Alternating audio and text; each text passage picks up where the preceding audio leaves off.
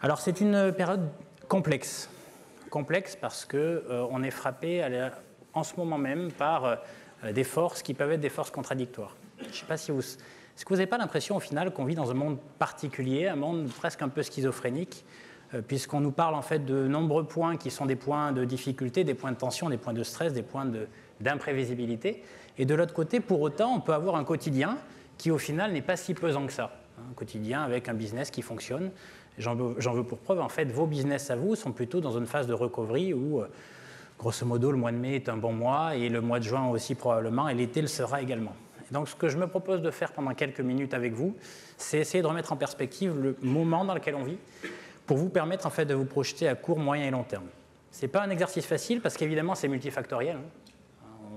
Là, vous l'avez vu, quand on vous parle, en fait, d'inflation des prix des matières premières, notamment agricoles. Oui, alors c'est compliqué en fait d'implémenter ça, même vous, dans vos business stratégies, parce que d'une certaine manière, les conséquences que ça va avoir directement, ce n'est pas ce que vous allez avoir dans votre assiette. C'est plutôt les tensions sociales que ça peut faire naître dans d'autres pays, des pays plus pauvres. Et ces tensions sociales-là, sur quoi peuvent-elles déboucher si jamais il y a des ruptures? Je rappelle quand même qu'au début de la décennie 2010, vous savez, les printemps arabes, ce n'est pas autre chose que la conséquence de l'inflation des prix des matières premières agricoles à l'époque. Et donc on est dans un phénomène où on a plein de nouvelles qui nous arrivent avec une vraie difficulté à les classer. Donc on va essayer de le faire aujourd'hui. À très court terme, c'est à horizon de maintenant et on va dire l'été. Grosso modo, on n'a pas trop de sujets, encore plus en fait dans vos secteurs d'activité, parce qu'en Europe et en France en particulier, on est un peu en retard de cycle par rapport notamment aux États-Unis, où on ne commence qu'à peine à finalement jouir de la demande qui a été contrainte du temps du Covid. Notamment dans le domaine en fait, du tourisme, on est vraiment face à une situation où les gens ont été contraints, ont épargné en fait, du temps du Covid, j'y reviendrai tout à l'heure parce que ça va être un des éléments qui va nous compliquer la tâche à l'avenir. Et là, on est en train en fait, de bénéficier de cela. Il est peu probable qu'en dépit de l'inflation actuelle, les gens fassent des arbitrages pour maintenant ou pour cet été. Donc grosso modo, cette période-là, elle est essentiellement à la conséquence non de la vigueur du tissu économique actuel, mais véritablement de la capacité à avoir épargné du temps de la crise sanitaire, de la part des ménages, plus qu'ils soient français, qu'ils soient européens, etc. Donc on a grosso modo cet élément de très court terme qui est plutôt favorable. Après, ce matin j'étais sur BFM, ce midi j'étais au cours d'une autre interview, on m'a interrogé sur les marchés financiers en me disant depuis le début de l'année tout s'est cassé la figure, qu'est-ce qui se passe?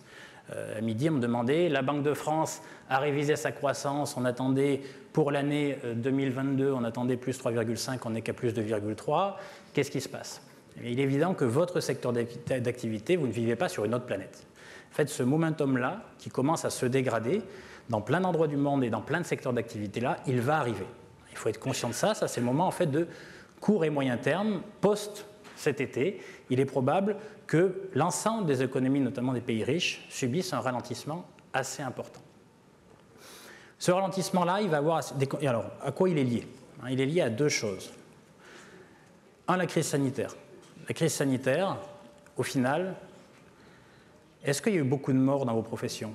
Évidemment, en fait, le mot mort dans ma bouche, je ne veux pas dire mort, mais est-ce qu'il y a eu beaucoup de dégâts dans la profession, dans vos professions, dans nos économies en général? Il y a une forme là aussi de schizophrénie. Savoir, on a fait, en France, prenons l'exemple français, mais c'est vrai partout ailleurs, moins 8% de décroissance en 2020. Moins 8, pour vous donner un ordre de grandeur, c'est l'équivalent de ce qu'on a fait en 1931. C'est en fait au départ en fait, de la Grande Dépression. C'est absolument colossal. C'est 2,5 fois plus que ce qu'on avait vécu en 2007-2008. Donc c'est gigantesque, c'est un tsunami. C'est vraiment, pour le coup, une récession, un choc extrêmement brutal. Et pour autant, vous n'avez pas été touché, nous n'avons pas été touchés. En fait, pourquoi? Parce qu'en fait, on a mis l'espace d'un temps certain, qui a duré presque 2 ans, notre économie sous cloche. On a administré les choses, à savoir que ce choc de demande privée, il était compensé par quoi? Eh bien, par de la demande publique. L'État s'est substitué à tout pour éviter que le bébé coule avec l'eau du bain. Alors, au départ, c'est bien, c'est nécessaire. Je l'avais même réclamé, moi, sur les plateaux dès le départ. Il fallait le faire. C'était obligatoire pour éviter les effets d'entraînement. La problématique, où est-ce qu'il est le danger, d'après vous? C'est quand vous laissez, en gros, une réponse exceptionnelle à une situation exceptionnelle légitime, eh bien, vous continuez, en fait, d'implémenter cette réponse exceptionnelle alors qu'elle n'est plus légitime, elle n'est plus légitimée par une situation exceptionnelle. Et c'est là où ça commence à dérailler. Les symptômes du déraillement, comment ils s'expriment aujourd'hui? Alors là, c'est très concret. Ils s'expriment avec un truc qui est tous les jours répété dans les journaux, tout le temps. L'inflation. L'inflation, vous savez que normalement l'inflation, c'est quoi, hein? Ce n'est pas un concept très compliqué. C'est lorsque la demande augmente, c'est le temps nécessaire pour, pour adapter notre capacité à répondre à cette demande, adapter l'offre de production à cette demande. Donc normalement, le sous-jacent à l'inflation, c'est une demande qui augmente. Est-ce que la demande aujourd'hui, elle est structurellement plus élevée qu'en 2019 ? Non.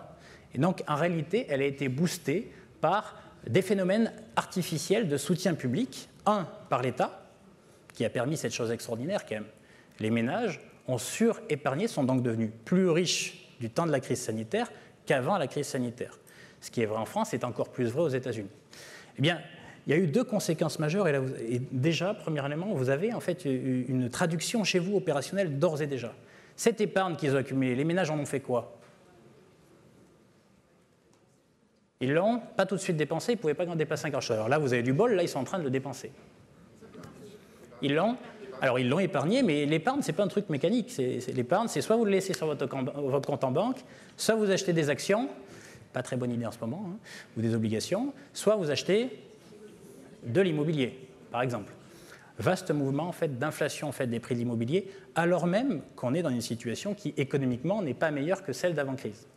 Ça, c'est la conséquence en fait, du soutien artificiel de la demande publique, par la demande publique, de niveaux de taux d'intérêt qui ont été extrêmement faibles pendant très très très longtemps et qui fait que tout le monde a fait la même chose, à savoir a investi. Alors malheureusement, quand vous investissez trop, il va se passer quoi ? Il se passe quoi à un moment donné ? Il se passe que ça frotte. Ça frotte parce que, en gros, notre capacité à répondre finalement à cette volonté d'investissement, parce qu'il y a beaucoup d'épargne à disposition et en plus des conditions de financement qui sont formidables, font que tout le monde investit et tout le monde investit en même temps. Et bien là, après, il y a l'économie réelle qui frotte, hein, avec un secteur de la construction qui a du mal à suivre. Alors ça, c'est terminé. Ça, c'est concrètement terminé.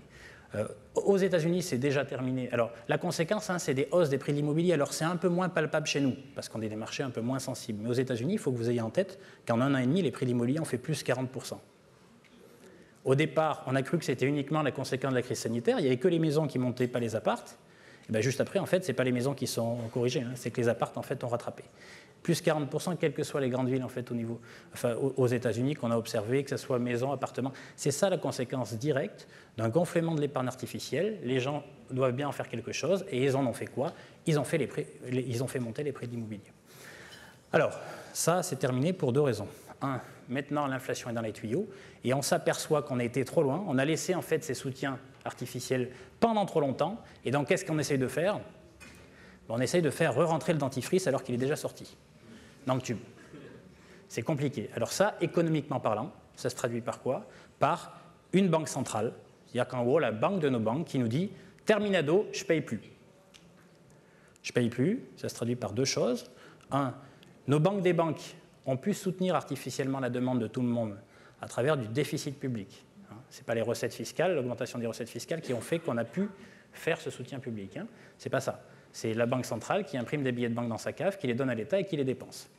Donc ça, on l'a fait, on pouvait le faire, il n'y avait pas de souci tant que la banque centrale accepte de descendre dans la cave et imprimer les billets de banque. Ça, premièrement, terminé. Donc c'est dire aujourd'hui les déficits publics, il va falloir que quelqu'un les finance. C'est en général l'épargne privée qui va devoir maintenant les financer si on les maintient au niveau actuel. Je ferai la jointure avec malheureusement la situation géopolitique qui complexifie évidemment encore les choses.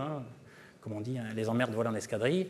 Et en l'occurrence, on est vraiment en fait dans cette situation-là. Donc, l'État ne peut plus soutenir, c'est important, ne peut plus soutenir la demande globale de manière artificielle comme elle l'a fait pendant 2 ans. C'est-à-dire que là, une fois que les gens vont avoir consommé pendant un temps la surépargne générée ou accumulée du temps de la crise, va se reposer la question en fait, de leur revenu et de leur capacité naturelle à épargner. Donc là, on va re-rentrer dans un cycle classique. Le deuxième élément, c'est que la Banque centrale ne veut plus payer, et en plus, elle augmente quoi ? Ses taux d'intérêt. Alors, je vais juste vous donner un chiffre. Je ne vais pas vous... Voilà. Surtout en fin de journée, c'est moi qui prends la parole en dernier. Donc, on va éviter avec les chiffres, trop complexes. Est-ce que vous savez ce que coûte, grosso modo, 2,5% d'augmentation des taux d'intérêt à mensualité ou annuité constante ? Ça vous coûte à peu près une vingtaine de % de capacité d'emprunt en moins, à épargne fixe. C'est-à-dire que, concrètement, en gros, que ce soit vous en tant qu'investisseur pour acheter un hôtel ou pour acheter, peu importe, une entreprise, ou vous, ménage, pour acheter en fait un bien immobilier, lorsque vous empruntez plus à 1%, donc vous levez votre dette pas à 1% mais à 3%, eh bien concrètement, ça ne vous autorise pas enfin en tout cas, ça a comme conséquence une capacité d'emprunt qui baisse de 20%. Donc soit vous avez plus d'argent de côté, donc vous pouvez compenser cette baisse de la capacité d'emprunt en mobilisant plus d'épargne, possible, et du coup vous arrivez à maintenir les prix, soit en général, il se passe quoi? Il se passe que le prix s'ajuste. Ce n'est pas la demande, c'est la solvabilité de la demande d'aujourd'hui qui est interrogée. Donc on est dans ce moment-là. On est à la veille de, finalement, le retour en force, en tout cas d'un moment durant lequel le risque peut se révéler. Il faut juste qu'on ait en tête ça collectivement en tête. Ça fait une quinzaine d'années aujourd'hui que jusqu'à maintenant, nous avions collectivement décidé que le risque ne se révélerait jamais parce que les banques centrales étaient toujours là. Elles achetaient toujours pour soutenir l'État et qui soutient en fait la demande privée. Elles orientent en fait les taux d'intérêt à des niveaux historiquement bas. La France, dans sa globalité, en tant qu'État, en fait, soulevait de la dette à 0% de taux d'intérêt en début d'année. 0%, ça veut dire qu'en gros, elle ne paye rien. Je prends votre argent, mais contre rien. Sympa. Il y en a même des pays qui ont payé pour prendre de l'argent, ce qui est un concept évidemment difficile à comprendre pour un ménage ou une entreprise. Bon, mais tout ça, en fait, fait que juste pendant un temps, en fait, le risque ne s'est pas révélé. Ça fait une quinzaine d'années, moi ça fait 20 ans que je fais ce métier, que j'ai créé un cabinet de prospective qui aujourd'hui fait figure de référence dans mon domaine. Ça fait bien depuis 2011-2012 qu'on n'a pas ressenti en fait une situation qui correspondait un peu à celle-ci, voire même peut-être encore avant, dans laquelle le risque peut se révéler. Il faut qu'on se réhabitue à ça. Donc ça veut dire quoi, le risque va se révéler? Ça veut dire que la valorisation en fait, des choses va retendre va se reconnecter au monde réel, à la capacité de l'entreprise, de l'hôtel ou de l'économie, donc va se reconnecter à celle-ci pour vite finalement revenir à des multiples qui vont correspondre à la réalité. Aujourd'hui, les multiples de valorisation, la manière dont sont valorisés tous les actifs, qu'ils soient immobiliers, actions, obligations, aujourd'hui ne révèlent pas la valeur, on va dire, économique des actifs sous-jacents. Donc là, ça c'est le temps qui arrive jusqu'à maintenant. Donc ça veut dire concrètement qu'il va y avoir une correction des multiples dans vos domaines. Il est possible que vous voyez la valorisation, donc c'est un impact assez fort sur les propriétaires des murs, sur la valorisation en fait, des murs, donc qui ne pourront pas tenir en fait, les niveaux de valorisation actuels jusqu'à maintenant. Alors forcément, vous êtes dans un domaine d'activité avec de l'inertie. Il n'y a strictement aucune raison que le monde immobilier soit traité différemment que le monde des actions et des obligations. Cette correction des multiples, elle a déjà débuté dans tous les autres actifs financiers qui sont cotés en fait plus régulièrement. Et donc, on a déjà des corrections des multiples qui ont déjà débuté de manière assez conséquente, avec par exemple des marchés actions qui ont baissé entre 20 et 30% selon les marchés depuis le début de l'année, et des marchés obligataires, ça ne vous parle pas, mais juste c'est pour vous donner des ordres de grandeur, qui ont déjà baissé d'entre 15 et 20% depuis le début de l'année. Ça, c'est la correction des multiples qui vient du fait que tout simplement, jusqu'à maintenant, on était baigné dans un monde où l'argent coulait à flot, et en fait, on doit se réhabituer à un monde dans lequel l'argent se raréfie quelque peu. OK ? Donc ça, c'est nos perspectives de moyen terme, ce n'est pas tout de suite, mais attention, en fait, on va avoir deux phénomènes. En gros, la demande finale va commencer à souffrir de la dégradation des conditions de financement d'ici le second semestre. Concrètement, ça veut dire que les gens vont rajuster leur comportement de consommation à partir du second semestre, que ça, évidemment, avec une situation un peu complexe pour les entreprises qui voient leur coût de production augmenter, car forcément, si je vous dis que la consommation des ménages va finir par se tasser, on va avoir une compression des marges. Donc tout ça va se traduire grosso modo par un pouvoir d'achat, une moindre solvabilité de la demande finale, qu'elle soit particulière, mais aussi professionnelle à l'horizon du second semestre, peut-être de l'année 2023. Donc ça, il était important en fait, que je passe un petit peu de temps, je regarde l'heure parce que je suis bavard, et puis je vais laisser garder après un peu de temps pour les questions si vous en avez évidemment, mais il était important de comprendre que nous subissons des chocs absolument colossaux, une crise sanitaire d'une violence inouïe dont nous n'avons pas senti les effets, des réponses publiques qui ont été colossales, qu'elles soient budgétaires ou monétaires, qui nous ont finalement presque complètement désensibilisés à tout pendant un temps, et là brutalement on nous dit qu'il va falloir en fait se reconnecter. Donc tout ça, c'est violent, c'est brutal, c'est avec une fréquence dans laquelle il faut qui nous pousse à être d'une réactivité extraordinaire, et ça peut parfois nous faire perdre la tête. Donc là, en l'occurrence, on rentre Et le monde dans son ensemble rentre dans un moment où la raréfaction en fait, des liquidités à disposition va faire corriger tous les multiples et va traduire, en gros, on va avoir un moment où, grosso modo, ceux qui seront en difficulté vont le révéler, ils ne seront pas sauvés. C'est quand même ça aussi qu'il faut avoir en tête. Hein. Donc les bons vont se révéler bons, aucun souci, les mauvais vont se révéler mauvais. Donc on arrive en fait dans un monde d'arbitrage dans lequel en fait, voilà, les différences vont se faire. Ça, c'est horizon 1 an et demi. Alors quand on m'a appelé en fait, pour faire l'intervention, j'ai dit ok, ça c'est bien, mais bon, c'est quand même de très court terme. Et moi, ce qui m'amuse le plus, c'est donner plus de perspectives. Là maintenant, dans un second temps, on pourra revenir en fait, sur ces sujets de très court terme. Dans un second temps, en fait, ce que je voulais évoquer avec vous, c'est au final des perspectives en fait, de plus à horizon là pour le coup de vraiment long terme, sur qu'est-ce qui est en train de changer. Alors là, je viens de vous parler en fait, de choses de très court terme. Mais qu'est-ce qui caractérise la décennie qui vient de s'écouler au final ? Dans quel monde on vit ? S'il fallait que vous mettiez un mot sur finalement les 10 dernières années, au niveau global, hein, au niveau environnement global, elles se caractériseraient par quoi ? Joie, bonheur, tension, rupture, je ne sais pas. Qui pense qu'on pourrait la caractériser comme une décennie de joie et d'ouverture ? Qui vote pour ? Très bien. 2. J'en déduis pas que tous les autres, voilà, mais bon. Qui vote pour plutôt un monde tendu, un monde de rupture, un monde de virage ? De changement, d'incertitude. Ok, là vous êtes un peu plus majoritaire. Alors, s'il fallait que je compte, pour le coup, on saute le cocktail, donc je vais peut-être pas le faire. Hein. Bon, mais croyez-moi, je vous vois tous là, et donc vous êtes évidemment majoritaire. En fait, ce qui est important, et ce que je voulais partager avec vous aujourd'hui, c'est de comprendre que tous ces chocs qui se succèdent les uns aux autres sont l'expression d'un phénomène plus global, qui est au final un changement d'époque. Vous avez évoqué l'incertitude, mais l'incertitude, elle vient finalement de l'expression de plus en plus forte de l'inadéquation du modèle du monde qu'on a conçu il y a maintenant 4 ou 5 décennies avec ce que nos populations sont devenues.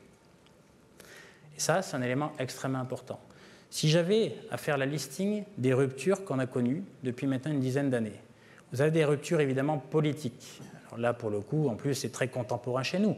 Mais Donald Trump, Boris Johnson, l'Italie, partout dans le monde. Ces ruptures-là, en fait, elles sont consommées partout. Ruptures politiques. Est-ce qu'il y a eu des tensions sociales au cours des dernières années ? Un petit peu. Voilà, bon, gilets jaunes chez nous, mais voilà, on pourrait appeler ça bonnet rouge ailleurs, enfin peu importe. En gros, des tensions sociales aussi partout. Tensions géopolitiques. Oui, non, alors évidemment, là, malheureusement, on est dans le climax, hein, c'est-à-dire la guerre. Imaginez-vous, en fait, il y a quelques années, la guerre aux portes, voire même en Europe, enfin, c'est quand même lunaire. Alors, on n'aurait pas imaginé cela, mais les tensions géopolitiques, elles ne naissent pas hier, même pas aujourd'hui. Elles naissent avant-hier, avant-avant-hier. Les tensions géopolitiques, elles se lisent avec un vrai conflit ouvert maintenant depuis une grosse dizaine d'années entre les États-Unis d'un côté et la Chine de l'autre, avec une vraie remise en cause de l'ouverture commerciale qui avait dessiné le monde jusque-là, hein, jusqu'à la milieu des années 2010. Environnemental, réglementation, est-ce que là encore, vous avez en fait des éléments de tension ou de rupture ? Les accords de Paris, même si évidemment ça ne s'est pas encore tout à fait traduit dans les faits, mais on sent bien qu'il y a un virage avec une aspiration à autre chose. En fait, ce listing-là, même tension entrepreneuriale, qu'est-ce qui se passe dans la démographie entrepreneuriale depuis une dizaine d'années ? Comment on fait dans le business ? Qu'est-ce qui se passe dans le business ? Comment on continue de grandir dans le business ? Concentration, consolidation. La démographie entrepreneuriale se tend, la concurrence s'exacerbe, et effectivement, alors qu'avant, le moteur de croissance principal, c'était la croissance organique, au final, on passe en fait dans un monde où le moteur de croissance, le relais de croissance, c'est la croissance externe, la consolidation. Avec, pas chez vous, mais des phénomènes oligopolistiques qu'on constate déjà dans plein de secteurs d'activité différents. Ça, ce n'est pas d'aujourd'hui. L'ensemble de ces tensions, ce n'est pas le fait du hasard. Le fait que l'une se substitue à l'autre. Aujourd'hui même, hier, vous aviez quoi au Royaume-Uni ? Et vous allez voir, ça va aller très vite. Hein. C'est-à-dire qu'avec la tension inflationniste actuelle, des grèves donc dans le ferroviaire et dans le transport, vous en aurez d'autres ailleurs. Tout ça n'est pas le fait du hasard. Ça exprime quelque chose qui a déjà existé en fait dans l'histoire. C'est l'inadéquation d'un modèle de société conçu sur la base de ce que nous étions dans le passé, il y a 4 ou 5 décennies, qui aujourd'hui n'est plus du tout adapté à ce à quoi nous aspirons, que nous on nomme la révolution des 3 C. Et ça, il faut que vous l'ayez en tête, à savoir que le frottement, ce n'est pas autre chose que, effectivement, un frottement physique, et qu'elle se lise à travers des tensions sociales, des tensions politiques, des tensions environnementales, des tensions démographiques, des tensions géopolitiques ou politiques, je me répète, eh bien, en réalité, tant que le modèle de société que nous construisons et notre capacité, en gros, ne répond plus ou ne répond pas aux aspirations de ceux que nous sommes, vous connaîtrez toujours, en fait, ce monde de tensions. Jusqu'à maintenant, on avait pu les masquer à travers ce que j'évoquais tout à l'heure, descendre dans la cave, imprimer des billets de banque et au final inonder le marché de liquidité pour que ces tensions, entre guillemets, s'apaisent, voilà, ou en tout cas dont les conséquences en fait s'apaisent. Aujourd'hui, on est dans un moment où on ne veut plus le faire, où on ne peut plus le faire. Donc, la question fondamentale, c'est comment on réadapte le modèle d'organisation. Et c'est là où je voulais passer quelques minutes avec vous pour vous dire ce qu'on voit. Moi, mon métier, c'est faire de la prospective.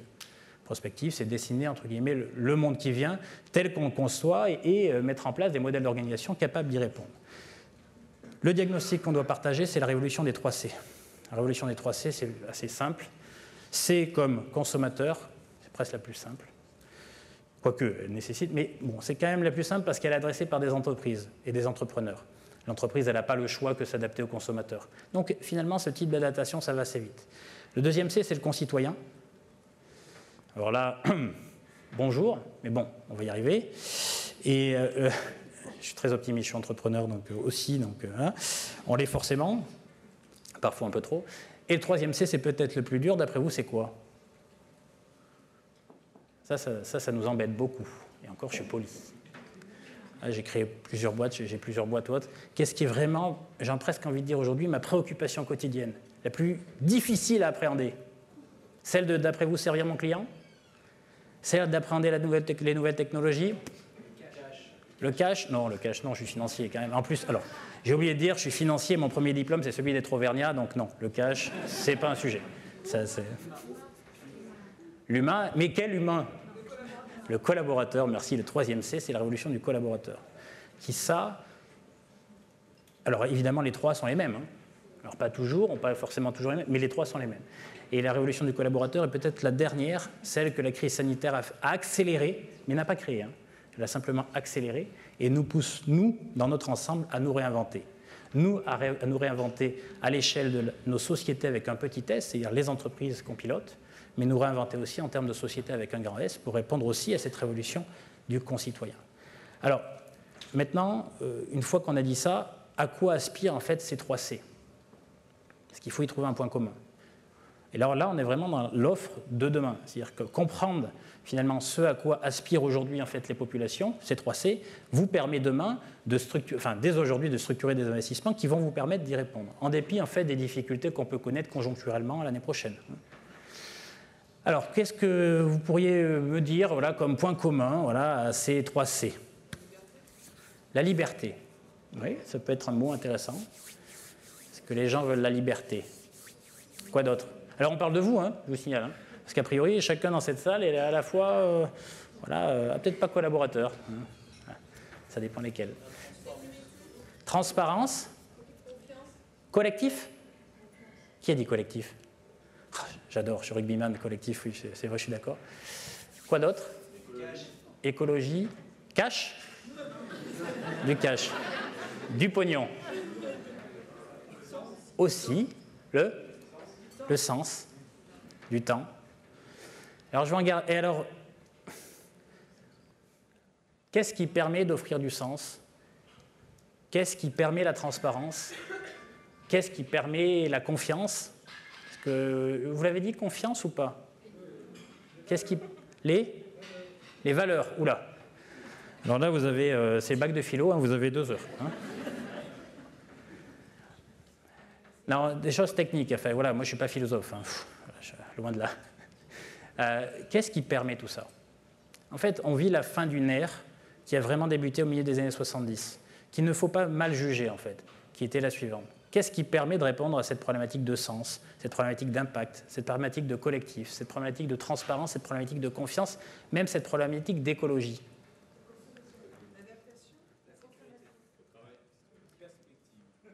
Je ne m'arrête pas tant que je n'ai pas trouvé. Le cash. Il y en a un qui... Je ne sais pas si je suis venu avec mon chéquier, mais lui, il faut lui faire un chèque. La proximité. En fait, on vit la fin d'une ère d'agrandissement. L'agrandissement, en fait, on vit la fin d'une ère d'éloignement. On vit la fin, en réalité, de cette idée qui a dessiné nos sociétés depuis maintenant une quarantaine, une cinquantaine d'années, qui voudrait que la puissance découle de la taille. C'est un élément important. C'est vraiment l'axiome de base qui est réinterrogé face à la reconstruction de nos modèles de société et la nécessité de répondre aux aspirations des 3C. Ils doivent vraiment s'interroger sur l'axiome. Vous savez, en mathématiques, l'axiome, c'est le point de départ et ensuite derrière, il y a tout le système. L'axiome de nos sociétés, c'est la puissance découle de la taille. Pour exister dans le monde qui vient, il n'y a pas d'autre choix en fait qu'être gros. Et toutes nos sociétés sont dessinées comme celle-ci. Qu'est-ce qu'on a orchestré depuis 4 à 5 décennies? Dans le champ entrepreneurial d'ailleurs. La perspective d'accroissement ou d'agrandissement, c'est quoi? C'est grossir. C'est-à-dire que voilà, qu'est-ce qu'on a organisé ou comment nos sociétés se sont organisées territorialement dans notre pays? Où sont vos hôtels? Dans les grandes villes. Concentration, phénomène de concentration permanente. En fait, ce phénomène de concentration répondait à justement cette problématique de, pour exister dans le monde qui vient, il faut être gros parce que la puissance découle de la taille. Eh bien, lorsqu'on va au bout du mécanisme, vous arrivez en fait en gros à ce que cette idée-là génère des dommages collatéraux, des externalités négatives qui deviennent létales pour le modèle lui-même. Qu'est-ce qui se passe quand vous générez effectivement ou vous concentrez toute l'activité aux mêmes endroits, concrètement? On verra ça, les inégalités, oui, ne sont pas forcément au sein même d'un territoire.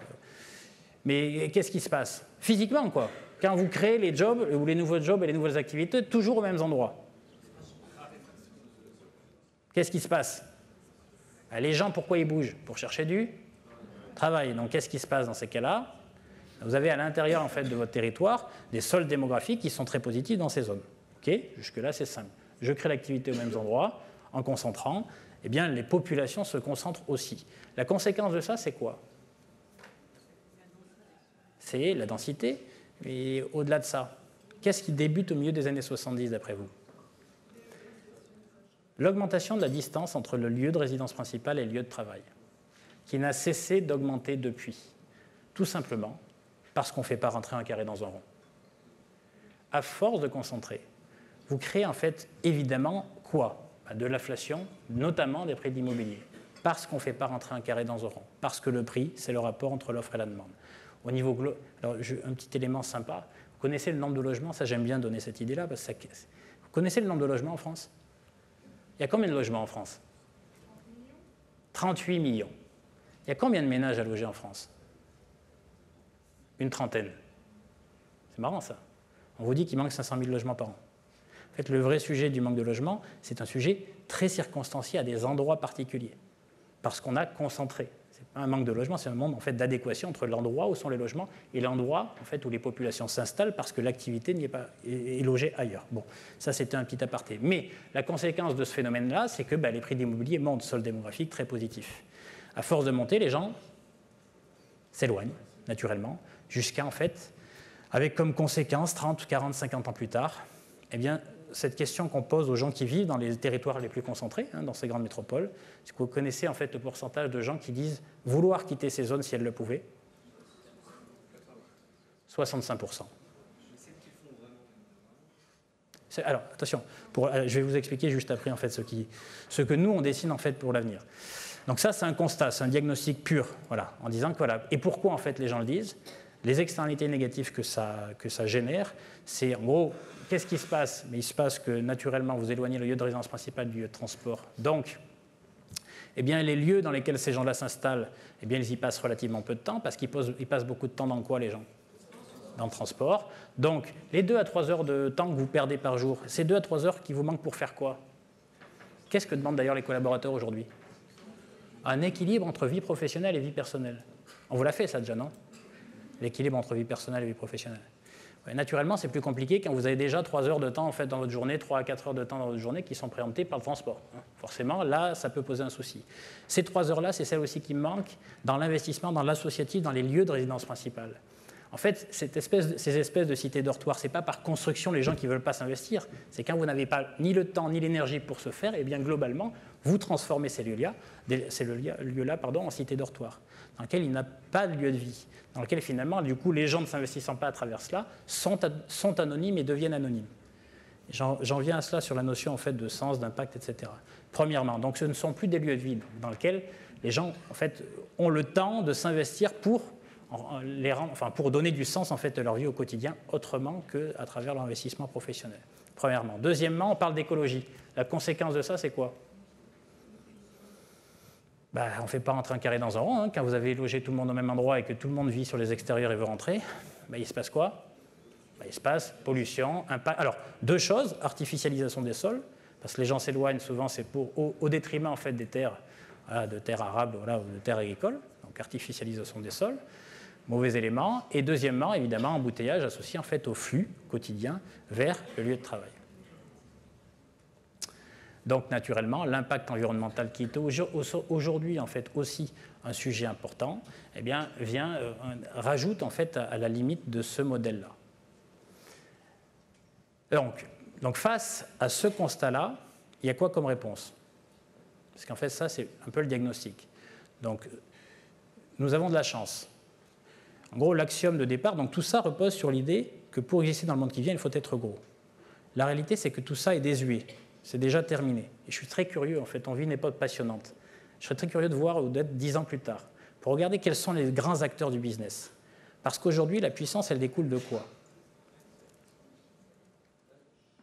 Alors de la taille, mais de quelle taille ? Elle repose sur votre capacité à connecter des petits.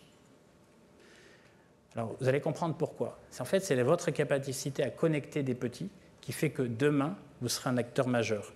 Parce que c'est cette capacité-là à connecter des petits territoires entre eux, en gros des collaborateurs entre eux, qui va vous permettre justement de préserver un degré de proximité suffisant pour répondre aux besoins notamment des collaborateurs, parce que en fait, l'effet petite taille vous permet en fait, de bénéficier de quoi pour vos collaborateurs ?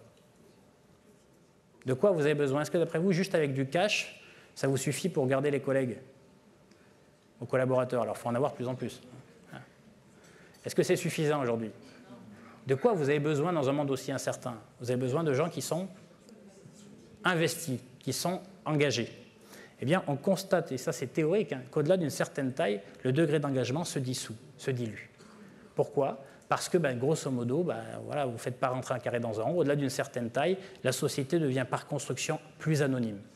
Et face à une société anonyme, eh bien, vous ne pouvez pas attendre le même degré d'engagement de vos personnels. Donc quand je dis petite taille, ce n'est pas 1, ce n'est pas 5, ce n'est pas 10. La petite taille, c'est quoi ? Ça peut être 50, ça peut être 100, ça peut être 500.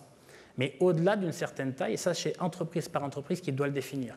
Quel est le niveau au-delà duquel je ne dois pas, en fait, que je ne peux pas dépasser sinon, d'une certaine manière, je dilue en gros, mes équipes et j'en perds le degré d'engagement nécessaire de mes collaborateurs en son sein. Et donc cette capacité à être souple, adaptable, à répondre aux besoins de mon premier C, à savoir celui de mon consommateur, etc. etc. Et donc à partir du moment où vous avez bien défini ça, eh bien, vous pouvez, d'une certaine manière, en gros, le business, c'est quoi ? C'est comment vous connectez votre entité avec une autre entité de la même taille, mais sans la fusionner. Parce que jusqu'à maintenant, le réflexe qu'on avait traditionnellement, c'était consolider et fusionner, pour n'être plus qu'un. Ça, c'est grosso modo terminé.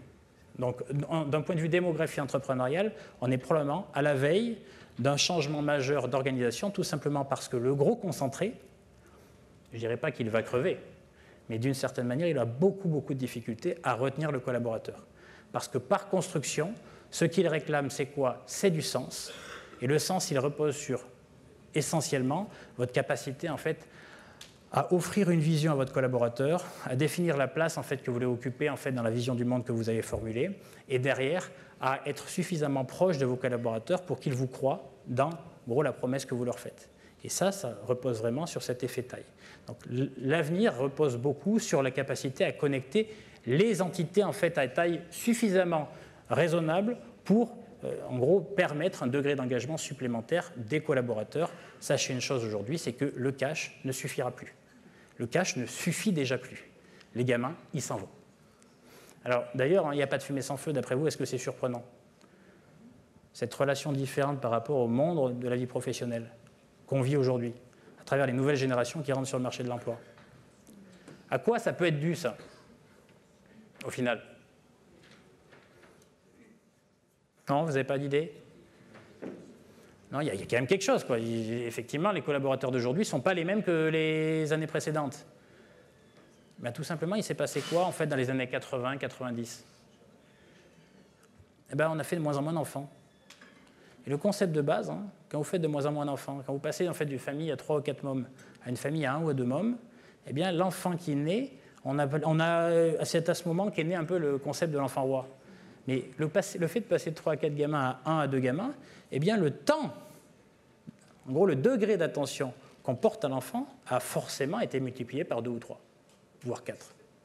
Et donc, il se passe quoi? Il se passe que, après, c'est pas parce que, en gros, vous grandissez, le monde dans lequel, en gros, les habitudes que vous avez prises du temps de votre enfance, à savoir être au centre de l'attention de tout, pas parce que les parents d'aujourd'hui aiment plus leurs enfants qu'hier, mais de fait, en gros, une journée fait que 24 heures et vous deviez découper. Donc, vous n'étiez pas au centre de tout. Les enfants devenant au centre de tout, eh bien, c'est pas parce qu'ils passent de 19 ans à 21 ans qu'ils vont changer de casquette en disant « moi, j'étais un gamin au centre de tout, et paf, je rentre dans le monde professionnel, et maintenant, je vais avoir les mêmes habitudes que par le passé. Je vais réclamer les mêmes choses que par le passé. » Ce changement en fait, d'aspiration, il n'est pas autre chose que nos changements à nous en tant que population. C'est le reflet en fait, de cette transformation fondamentale qui fait que n'espérez pas que les gamins de demain redeviennent comme leurs parents, par construction. C'est pour ça que cette notion en fait, de sens, en réalité, cette notion d'attention des collaborateurs, ce n'est pas autre chose que notre responsabilité en tant que parents, en fait, qui font que les travailleurs d'aujourd'hui sont des enfants d'hier, et bien c'est ces habitudes-là qui ne sont pas prêts de perdre demain. Donc ça, encore une fois, j'invite beaucoup en fait, les entreprises, il se trouve que je fais mal d'interventions et je vois quelques dizaines de milliers de patrons par an, et je leur dis, en fait, nous sommes face à un péril majeur, celui de répondre, en fait, ou de restructurer la manière dont on pense l'entrepreneuriat pour répondre aux gens qui vont nous faire demain, ceux qui vont concrétiser les concepts qu'on veut mettre en œuvre, à savoir nos collaborateurs de demain. Et c'est véritablement des enjeux majeurs. Et là, c'est là où je réinvite à travailler sur la notion de taille. J'en reviens. Hein. La notion de taille est un élément qui permet de les préserver, parce que la proximité que ça offre, la transparence que ça offre, le degré de confiance qui circule que ça offre, est un élément en fait, de rétention des collaborateurs, d'attractivité des collaborateurs. Donc ça, c'est modification de l'entreprise en tant que telle. Vous êtes tous des entreprises, et donc ça doit tous nous interroger. Quelle est, jusqu'à maintenant, en gros, la tendance traditionnelle à l'expansion? C'est se racheter les uns les autres. Pourquoi pas? Mais attention en fait, au phénomène de consolidation, devenir de plus en plus gros. On peut imaginer des effets d'échelle, mais attention au fait de ne pas s'effondrer sur soi-même à travers le désengagement que ça peut, auquel ça peut conduire donc, de la part de vos collaborateurs. Ça, c'est le premier point. Le deuxième point, et après, en fait, le temps passe vite, donc il va falloir que je conclue, c'est maintenant celui du consommateur et du concitoyen. Quand vous avez une population qui vous dit à 65% d'entre elles « je veux partir », soyez sûr d'une chose, dans 5 ou 10 ans, elle sera partie. Et donc, le vrai sujet, c'est que, alors là, pour le coup, on parle de ce que vous livrez, vous, hein, donc dans l'hospitalité, eh bien, c'est de répondre en fait, aux nouveaux besoins du C. En fait, c'est quoi les nouveaux besoins du C, du consommateur, du premier C? C'est quoi le luxe aujourd'hui? C'est quoi ce qu'il réclame? Le temps. Alors ça, vous aurez du mal à le offrir, mais bon... Mais bon, quoique, la notion de proximité, en fait, est un élément qui peut permettre d'offrir, d'une certaine manière, du temps. Quoi d'autre? L'espace. Quoi d'autre, évidemment? Alors, sachez que dans les 65% des gens qui disent vouloir partir des zones concentrées, ce n'est pas que, en fait, des classes sociales du bas. Aujourd'hui, c'est aussi les classes sociales du haut. Parce que même en gagnant très bien sa vie dans des zones aussi concentrées que Paris, eh bien, l'inflation des prix de l'immobilier, le manque d'espace, le manque de foncier, fait que même si vous gagnez très bien votre vie, eh bien, l'espace s'est progressivement réduit, le silence a progressivement disparu, et donc il se trouvera que, voilà, si vous habitez le 5e à côté du Jardin des Plantes, vos mômes, aussi riches soyez-vous, auront toujours à se partager 1 mètre carré du Jardin des Plantes le samedi avec les autres gamins du quartier, quoi qu'il se passe. Donc effectivement, ces éléments-là sont des éléments, donc attention, hein, ça touche toutes les classes sociales. Et donc effectivement, aujourd'hui, le luxe, c'est quoi? C'est le temps, c'est l'espace, on peut y rajouter, c'est le silence et c'est l'esthétique.